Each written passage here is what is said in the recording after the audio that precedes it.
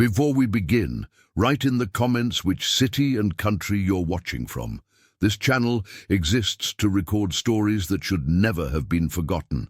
In March 1968, an art conservator at the Smithsonian Institution was restoring a collection of 19th-century American paintings when she noticed something unusual. Beneath the signature on a portrait dated 1857, there appeared to be another name painted over. She found the same pattern.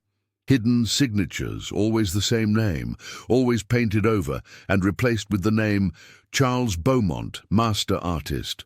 Over the next 3 years, researchers traced the history of these paintings and discovered something that should have been impossible. The hidden signatures belonged to a woman who had been enslaved, a woman whose artistic talent was so extraordinary that her paintings had been sold to wealthy collectors across America and Europe for decades, all under a white man's name. Using modern imaging techniques, she revealed the original signature, Judith, 1857. The conservator, intrigued, began examining other paintings from the same collection. Her name was Judith Cole, and the paintings she created while enslaved, works of technical mastery and emotional depth that rivaled anything produced by celebrated white artists of her era, had been systematically credited to her enslaver, who could barely draw a straight line. But here's what makes Judith's story different. She didn't die unknown. She achieved something almost unthinkable for an enslaved black woman in 1860s America. She became free, she became successful, and she became known, at least within certain circles, as a legitimate artist. And then, after her death, they erased her anyway. They took her paintings, painted over her signatures, and rebuilt the lie that a white man had created them. This is the story of how talent can be stolen, success can be suppressed, and history can be rewritten, and how, eventually, the truth survives to challenge every lie built on its denial. The first record of Judith appears in a slave auction record from New Orleans, dated April 1838. Female child, age approximately 5 years, described as unusual quietness and focus. Sold to Charles Beaumont, portrait painter, for $250. Charles Beaumont was a moderately successful portrait artist in New Orleans, a city with a thriving art market, serving wealthy plantation owners and merchants who wanted portraits to display their status. Beaumont's business records, preserved in the historic New Orleans collection, show a man who earned adequate income, but whose artistic abilities were, according to contemporary reviews, competent but unremarkable. For the first few years, Judith's name appears in Beaumont's household records only as basic inventory. She was fed, housed, and put to work doing domestic tasks. Nothing suggested what would come. But in 1845, everything changed. Beaumont's personal journal from June 1845, a most peculiar discovery today. I was working on a portrait commission, struggling, as I often do, with capturing the proper proportions of the subject's face. The girl Judith, now perhaps 12 years old, who has been assigned to clean my studio, approached and said, "Master, the left eye is positioned too high. It should be lowered by perhaps a 1/4 inch, and the shadow beneath should be darker to create depth." I was irritated by this presumption, but curiosity made me follow her suggestion. She was absolutely correct. The face looked immediately more lifelike. I asked her how she knew this. She said, "I watch you paint, master. I see what works and what doesn't." I tested her further. I gave her a piece of charcoal and asked her to draw something. She drew a portrait of me, captured in simple lines but with remarkable accuracy. The proportions were perfect. The expression was captured precisely. This child, who has never been taught to draw, who has merely watched me work, has somehow absorbed principles of art that took me years of training to learn poorly. This entry marks the beginning of what would become a 15-year exploitation of Judith's talent. Between 1845 and 1860, Charles Beaumont used Judith as what we might now call a ghost artist. She created the paintings, he signed them and sold them as his own work. The arrangement developed gradually. At first, Beaumont had Judith assist him, mixing paints, preparing canvases, and offering suggestions on composition. But he quickly realized that her suggestions were always better than his own instincts. Her understanding of color, light, proportion, and emotional expression was innate. Beaumont's journal from 1847, "I have made a decision that troubles me morally, but benefits me practically. Judith will paint the majority of my commissioned portraits. I will sketch the basic composition, but she will execute the painting. Her technical skill exceeds mine by a considerable margin. The portraits she creates are of a quality I could never achieve. I will continue to sign them as my own work and collect payment. This arrangement must remain absolutely secret. If clients knew their portraits were painted by a Negro slave child, they would refuse to pay. Indeed, they might demand I be ruined professionally. So Judith paints in my studio, behind locked doors, and I claim her work as mine." This arrangement made Beaumont wealthy. His artistic improvement was noted by critics. Commissions increased. By 1850, he was one of New Orleans' most sought-after portrait artists, not because of his skill, but because of Judith's. A review in the New Orleans Daily Picayune from 1851. "Mr. Charles Beaumont continues to produce portraits of exceptional quality. His recent work shows mastery of light and shadow that rivals European masters. His ability to capture not just the physical likeness, but the inner character of his subjects is remarkable. New Orleans is fortunate to have such talent among us. The talent they praised was a 16-year-old enslaved girl working in secret, denied credit, denied compensation, denied acknowledgement. But Judith was doing something else, something Beaumont didn't know about. She was painting for herself. Late at night, after Beaumont had left the studio, Judith would use leftover paints and scrap canvases to create her own work. Not portraits for wealthy clients, but paintings of her own vision. Enslaved people in quiet moments of dignity. Landscapes that captured the beauty and brutality of Louisiana. Faces that expressed sorrow and resilience. These secret paintings were hidden in the studio's storage areas, in unused corners, wrapped and concealed. Judith was creating a parallel body of work. Art that expressed her own perspective, her own humanity, her own vision of the world. A testimony from another enslaved person who worked in Beaumont's household, recorded by a Freedmen's Bureau agent in 1866. Judith painted two kinds of pictures, the ones for the white folks, the portraits that master sold for lots of money, and the ones for herself, pictures of us, pictures of life as it really was, not how white folks wanted to see it. She'd paint late at night, using candles, working on whatever scraps she could find. She painted Sarah holding her baby, knowing that baby might be sold away any day.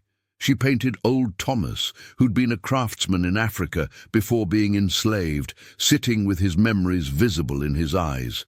She painted truth, not flattery. Those paintings were different. They had soul in them. She hid them because if master found them, he'd destroy them.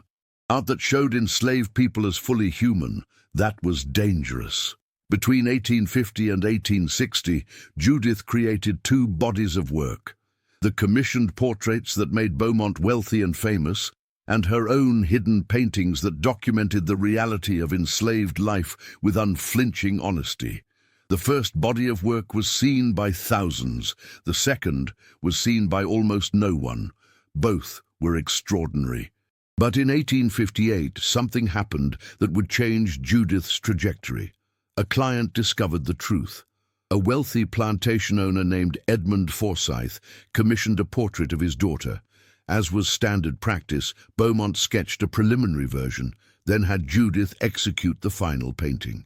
But Forsyth made an unexpected visit to the studio and found Judith working on the canvas.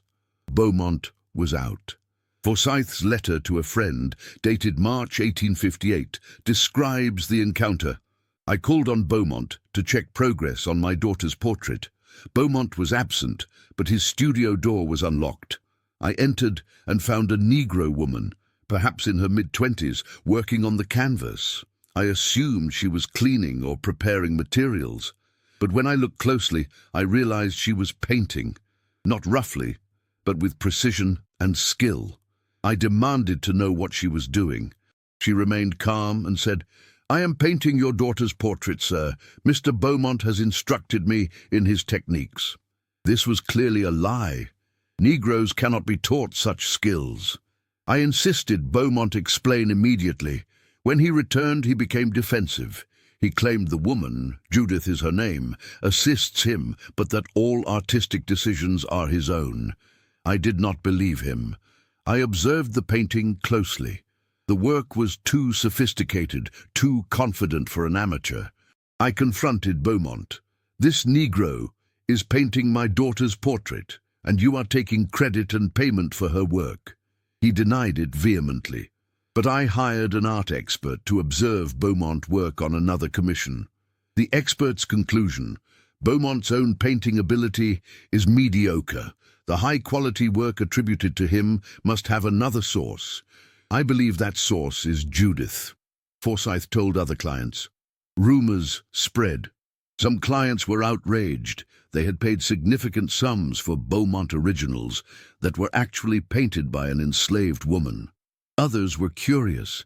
A few were intrigued by the idea of a black woman with such talent and wanted to meet her. Beaumont panicked.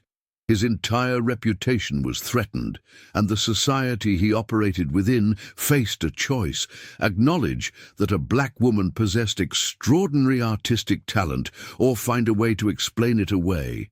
They chose explanation. Before we continue, write in the comments: have you ever had your work stolen? Imagine that, but for your entire life with no legal recourse, no way to prove what was yours. That was Judith's reality. In response to the rumors, Charles Beaumont organized a public demonstration in November 1858. He would paint a portrait in front of witnesses, proving that he possessed the skill attributed to him. The demonstration took place at his studio before an audience of about 20 people, clients, critics, and curious observers. Beaumont painted for 3 hours. The resulting portrait was competent but unremarkable, exactly the quality his early work had demonstrated before Judith began painting for him. The critics noticed. A review in the New Orleans Bee. Mr. Beaumont's public demonstration raised more questions than it answered. The portrait he produced, while adequate, lacked the mastery and emotional depth of his recent commissioned works. One is left wondering whether Mr. Beaumont has indeed improved his skills over the years, or whether other factors account for the quality difference in his portfolio. Beaumont needed to contain the damage. He made a calculated decision. He would allow Judith to paint publicly, but frame it as him teaching a talented slave, not as her being the true artist all along. In December 1858, Beaumont held another demonstration.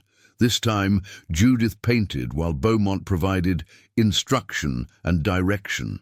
Judith created a portrait in 2 hours that was clearly superior to Beaumont's work from the previous demonstration. The audience's reaction was documented in several letters and newspaper accounts. From the New Orleans Daily Crescent: "A most unusual spectacle yesterday at Charles Beaumont's studio. The artist demonstrated his teaching methods, using his Negro slave Judith, whom he has trained to paint under his direction. The woman executed a portrait that showed considerable technical skill. Mr. Beaumont explained that this proves the superiority of white instruction, that even a Negro with proper white guidance can perform tasks requiring some skill. However, several observers noted that the slave seemed to work independently, with little actual direction from Mr. Beaumont, raising questions about how much teaching is actually occurring. Beaumont's framing was clear. He was the master. Judith was the student. Her skill was proof of his teaching ability, not her innate talent. But the framing was fragile. Anyone who watched Judith paint could see she wasn't following instructions. She was creating independently. The rumors wouldn't die. And in 1859, they reached a crescendo when a European art dealer visiting New Orleans declared that several Beaumont paintings he had purchased and sold in Europe were worthy of European academic standards and showed sophistication beyond typical American provincial work. This praise, meant as a compliment to Beaumont, actually intensified scrutiny. How could a self-taught American provincial artist produce work worthy of European academic standards? The implication was unavoidable. Someone with extensive natural talent and years of dedicated practice was creating these paintings. By late 1859, New Orleans' art community was divided. Some insisted Beaumont was legitimate. Others whispered that a slave woman was the real artist, and Beaumont realized he had to make a change. In January 1860, Charles Beaumont made a proposal to Judith. His journal documents it. "I have offered Judith an arrangement. I will manumit her, legally free her, if she agrees to continue working for me as a paid employee. She will paint portraits, I will sell them under my name, and we will split the profits, 70% to me, 30% to her. She will live as a free woman, but maintain the fiction that I am the artist. This arrangement benefits us both. She gains freedom and income. I preserve my reputation and livelihood. I expect her to accept." What slave would refuse freedom? Judith refused. According to testimony from other household members, Judith told Beaumont, "If I am to be free, I will paint under my own name. If I am to paint under your name, I will remain enslaved. But I will not be free in name while remaining enslaved in fact." Beaumont did not free her. He could not afford to lose both her labor and his reputation. So Judith remained enslaved, continuing to paint portraits that were sold as Beaumont's work. But the Civil War was coming.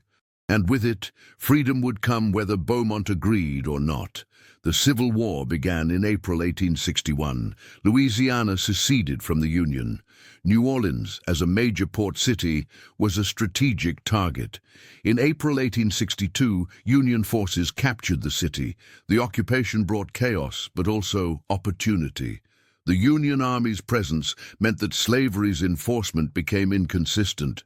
Some enslaved people simply walked away from their enslavers. Others negotiated new arrangements.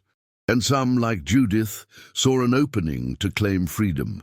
In May 1862, Judith left Beaumont's household.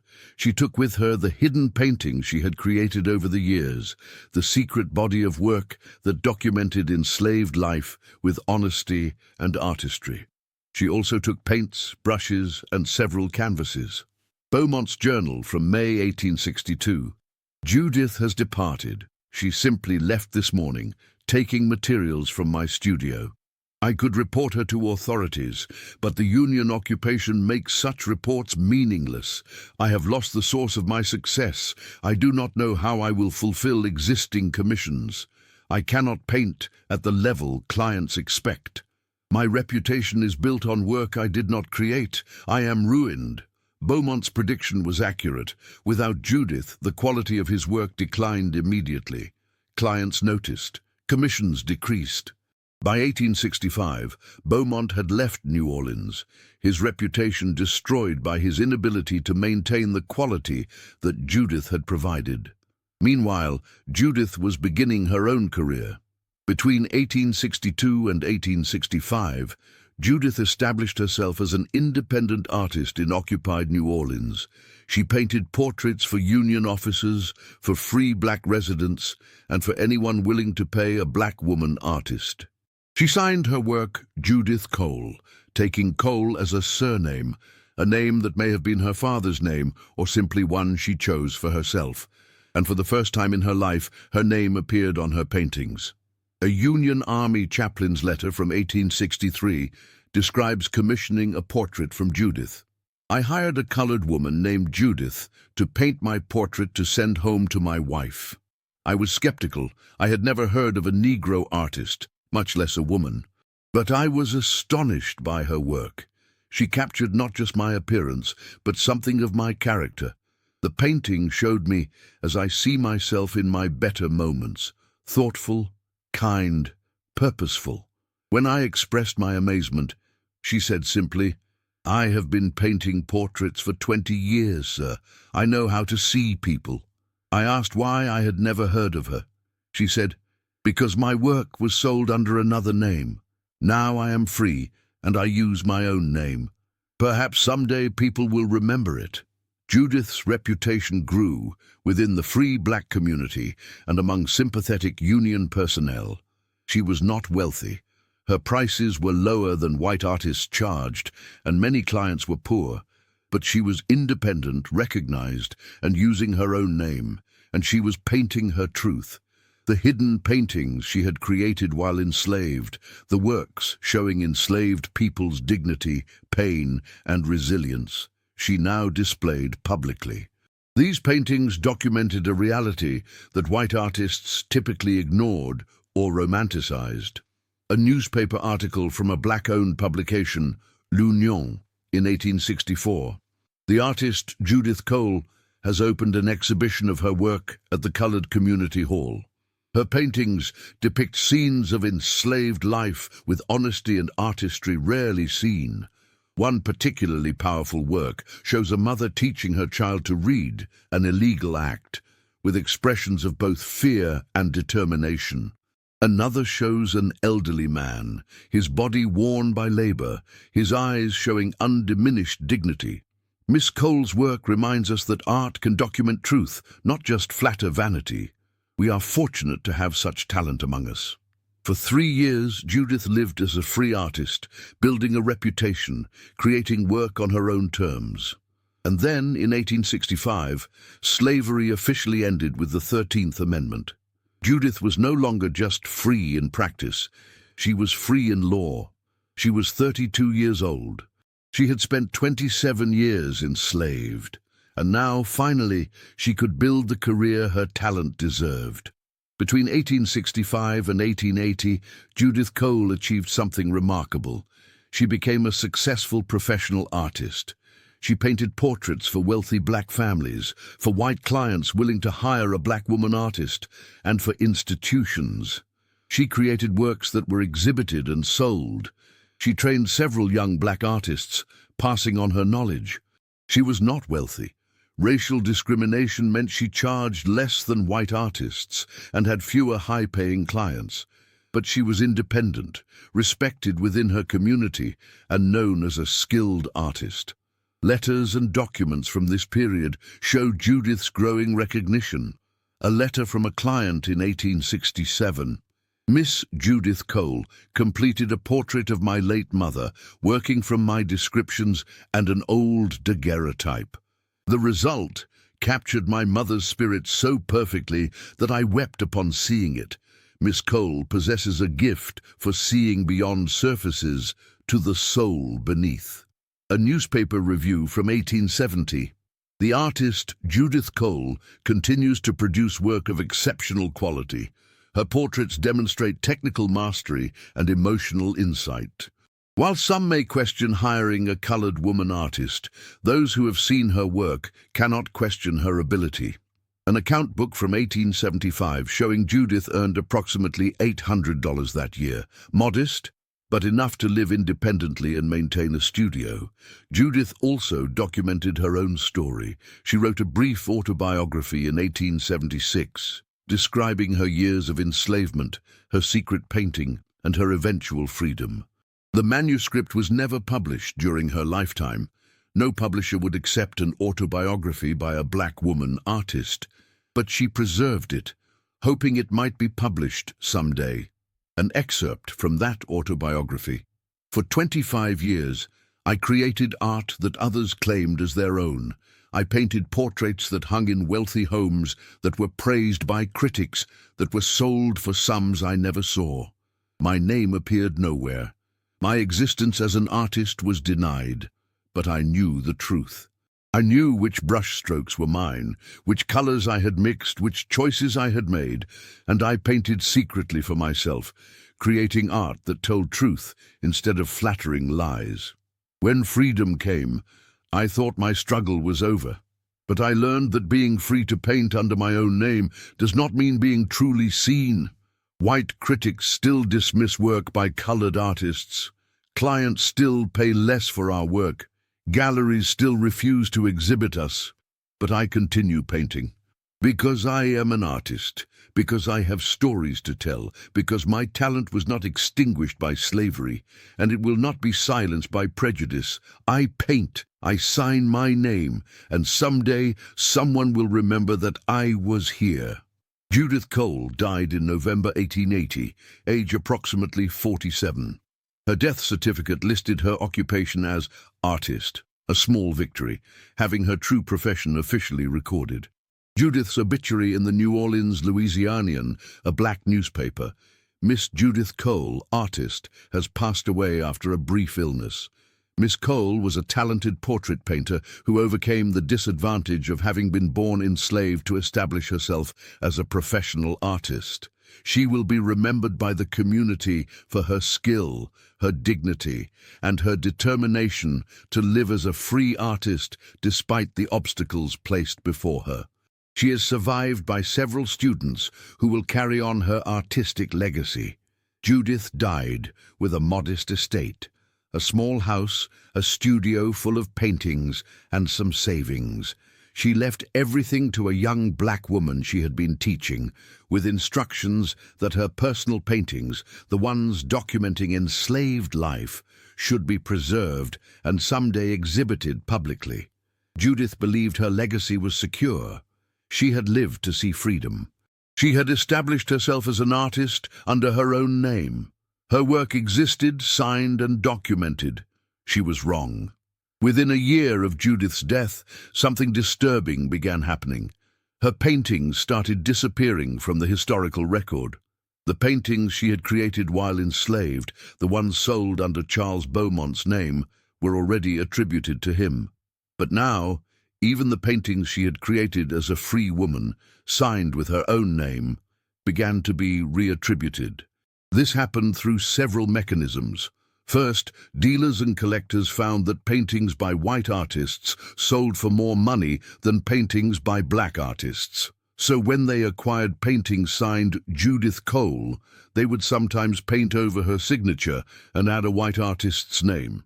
Second, as Reconstruction collapsed and Jim Crow emerged, there was a systematic effort to erase black achievement from public memory. Art historians, compiling catalogues of 19th-century American art, simply omitted black artists like Judith, claiming no documentation existed of their work. Third, Judith's personal collection, the paintings documenting enslaved life, was dispersed. Some were sold by executors who didn't understand their historical value. Others were purchased by collectors who kept them privately. Many were lost or destroyed. By 1900, 20 years after Judith's death, her name had largely disappeared from art historical records. The paintings she had created while enslaved were still attributed to Charles Beaumont. The paintings she created as a free woman were either attributed to other artists, dismissed as anonymous 19th-century portraiture, or lost. A few people remembered her. Within New Orleans' black community, elderly residents told stories about the woman artist who painted our portraits. But these were oral memories, increasingly dismissed by historians as unreliable or exaggerated. By 1920, 40 years after her death, Judith Cole was essentially forgotten, and then, in 1968, a conservator found hidden signatures. Dr. Margaret Reynolds, working at the Smithsonian, was examining 19th-century American paintings when she discovered Judith, 1857, beneath a Charles Beaumont signature. Over 3 years, she examined hundreds of paintings and found the pattern. Multiple works attributed to Beaumont showed evidence of altered signatures. Dr. Reynolds published her findings in 1971, The Hidden Artist, Uncovering Judith Cole. The article documented evidence that at least 45 paintings attributed to Charles Beaumont were actually painted by Judith Cole. Testimony from descendants of Judith's students confirming her story.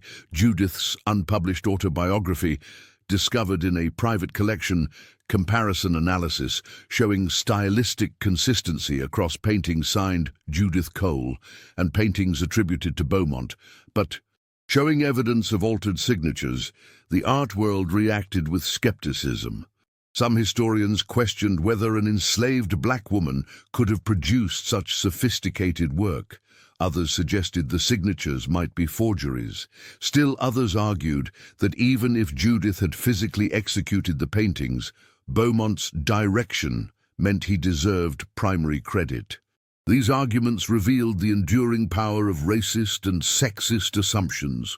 Even with physical evidence, some people preferred to believe that a mediocre white man had created masterwork paintings rather than accept that an exceptional black woman had.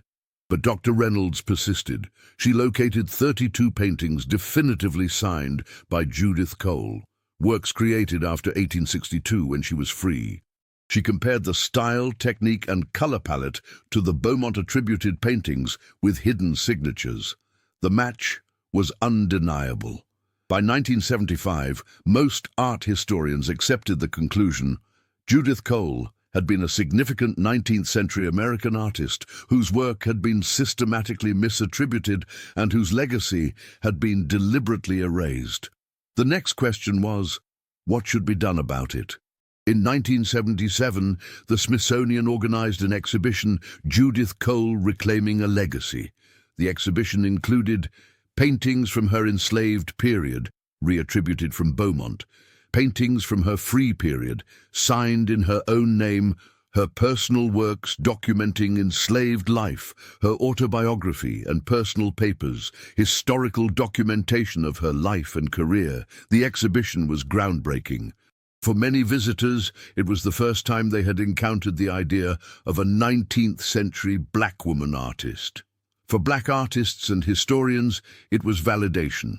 Proof that their ancestors had always been creating art, even when that art was stolen or suppressed.